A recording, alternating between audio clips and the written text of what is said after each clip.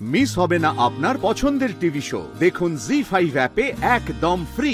তুমি খুব ভালো করে বুঝতে পারছো আমি এটা কেন করেছি অনিন্দ, কিন্তু তুমি মানতে চাইছো না। চিরটাকাল আমার থেকে মেঘকে তুমি অনেক বেশি বোঝো, ভালো বোঝো, শুধু তার মনের কথাটা বোঝোনি। মনের কথা, মুখের কথা আমি কিচ্ছু শুনতে চাইছি না। তুমি যেটা করেছো সেটা অত্যন্ত ইরেসপন্সিবলের মতো কাজ করেছো। তুমি কিভাবে নীলকে ওর ঘরে এতক্ষণ অ্যালাউ করলে? তুমি শান্ত হও, শান্ত হও, মাথাটা ঠান্ডা করো। চিৎকার চেঁচামেচি করে প্রেসার বাড়িয়ে তো কোনো লাভ নেই অনিন্দ। যেটা বাস্তব, যেটা সত্যি, সেটা মেনে নেওয়ার দরকার। কি বাস্তব, কি সত্যি, কি বলতে চাইছো তুমি? তুমি কি আমাকে বিশ্বাস করতে বলো? তুমি সত্যি সত্যি মেয়ের চোখে নীলের জন্য অপেক্ষা করা দেখোনি? তুমি বোঝোনি যে বারবার কেন একই কথা জিজ্ঞেস করছিল, কে এসেছে আর কে কে এসেছে, কার জন্য অপেক্ষা করতে চাইছিল? বোঝোনি তুমি? মেঘ এখন মানসিকভাবে দুর্বল হয়ে আছে।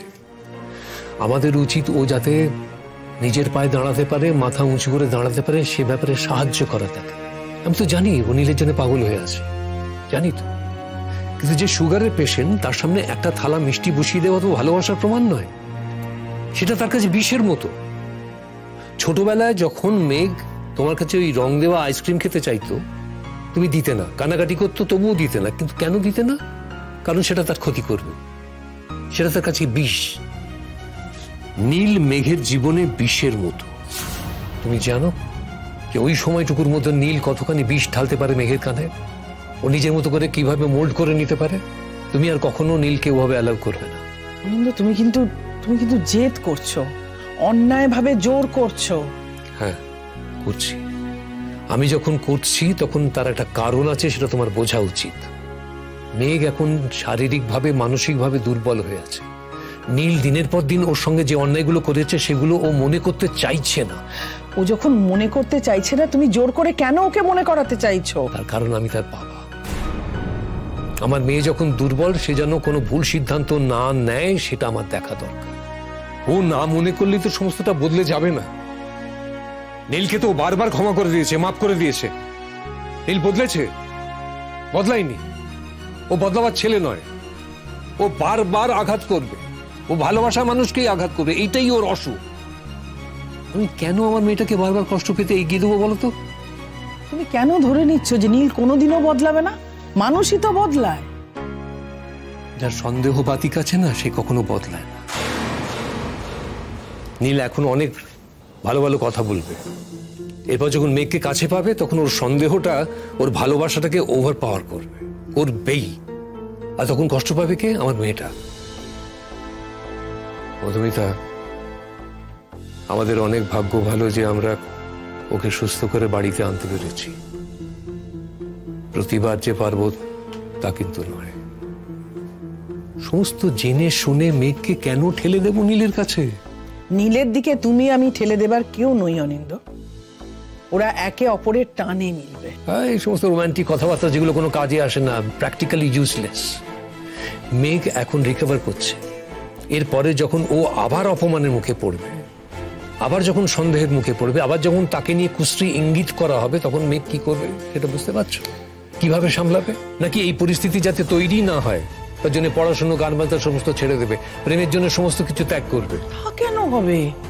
মেঘ কেন সবকিছু ছেড়ে দেবে? আমি তো সে কথা বলছি না। বলছো না তো?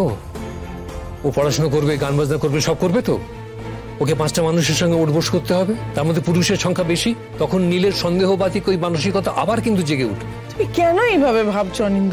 রূপকে জড়িয়ে যেদিন মেঘকে ওরা অপমান করেছিল ওদের বাড়িতে, শেষবারের মতো ও যখন ও বাড়ি থেকে এখানে চলে এলো, সেদিন ওর কথাগুলো আজও আমার কানে বাজে।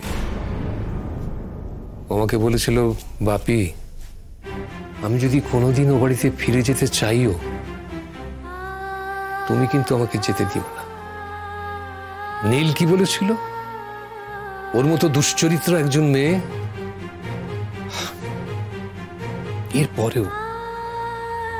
এরপরেও আমি ওকে বারবার জিজ্ঞেস করেছি ওর দুর্বল মনটা দেখে, যে তুই কি ফিরে যেতে চাস?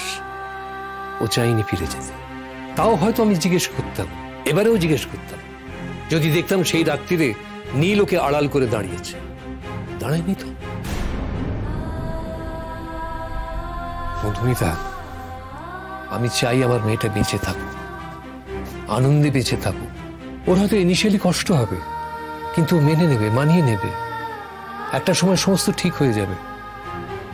ও পড়াশোনার জগৎ নিয়ে, গান বাজনার জগৎ নিয়ে অনেক দূর এগোতে পারবে। হয়তো ওর কোনো সঙ্গী ও খুঁজে পাবে, যার জন্য তার বাঁচার ইচ্ছেটা মরে যাবে না। ডাক্তার কি বলে শুনেছো তো? ওর বাঁচার ইচ্ছেটাই নেই। আর সেই ইচ্ছেটা যদি নীলের হাত ধরে বাঁচার ইচ্ছা হয়? হবে না, আমি হতে দেব না। মেঘের জীবনের ত্রিসীমানায় আমি নীলকে আসতে দেব না। ওর জীবন একটা কালো ছায়া, ওকে সরিয়ে দেব। ওকে অনেক সুযোগ দেওয়া হয়েছে, শুধরায়নি। হ্যাঁ, এখন তোমার নীলকে দেখে হয়তো কষ্টই হবে। ও কিরকম মানুষ জানো? যার কাছে কোনো দামি কিছু, সে মানুষ হোক, সম্পর্ক হোক, জিনিসপত্র হোক, যখন থাকে তখন কদর করে না, যখন চলে যায় তখন হায় হায় করে। করুক, সে যা করছে করুক, আমার ভাবার দরকার নেই। আমি শুধু আমার মেয়েকে নিয়ে ভাববো এখন। আমি বেঁচে থাকতে আমার মেয়েটা এরকম কষ্ট পাবে আমি দেখতে পারবো না। আমি হসপিটালে যাচ্ছি, মেয়েকে নিয়ে ফিরবো।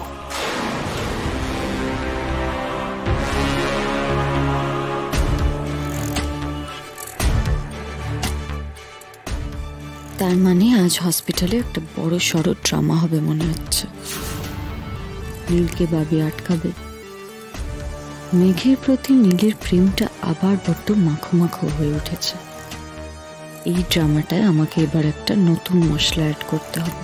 রূপ আপনাকে কোনোভাবে সন্দেহ করেনি তো? আরে সন্দেহ করলেই বা কি, আমাদের যা করার আমরা সেটা করে ফেলেছি। এখন সন্দেহ করেও কিছু করতে পারবে না। না না দিব্যেন্দু, আপনি রূপকে চেনেন না। He is dangerous. ওর মনে যদি সন্দেহ ঢোকে, তার মানে কিন্তু আপনার লাইফ রিস্ক হয়ে গেল। আপনাকে মেরে ফেলতেও একবারও দ্বিধা করবে না। এত ভাববেন না। সৃজনী কালকে কেমন পারফরমেন্স দিল সেটা আগে বলুন। She was absolutely great. ও ঠিক আছে তো? ও একদম ঠিক আছে। রূপ ওর সঙ্গে কোনো রকম বাদরামো করার সুযোগ পায়নি তো? না না, আপনি থাকতে থাকতে তো দেখলেন রূপ পুরো আউট হয়ে গেল। ঠিক আছে, এবার আমাদের পরের ব্যাপারটা অর্গানাইজ করে ফেলতে হবে। মেঘ সুস্থ হওয়ার পরে আমরা বাকি কাজটা করব। হ্যাঁ, পরের কাজটায় আপনি গ্রিন সিগন্যাল দিলে তবেই আমি এগোবো। ওকে, রাখলাম তাহলে। দাদা ভাইকে এখন কিছু জানাবে না?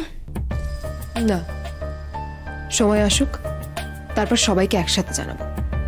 হাটে হাঁড়ি ভাঙবো একেবারে, সবাই ছিটকে যাবে। অ্যান্ড রূপ Sanyal will be finished for ever. শুধু রূপ সান্যাল নয়, ওর জুড়িদার, ওরও তো সব পর্দা ফাঁস হয়ে যাবে। হবেই তো, দুজনে একসাথে শাস্তি পাবে। এতদিন অনেক পাপ করেছে, যথেষ্ট। এবার ওদের পাপের ঘড়া পূর্ণ হয়েছে, এবার তো শাস্তি পেতেই হবে। আর ওদেরকে এই শাস্তিটা আমি দিয়েই ছাড়ব। জি5 ডাউনলোড করুন আর সব এপিসোড দেখুন একদম ফ্রি।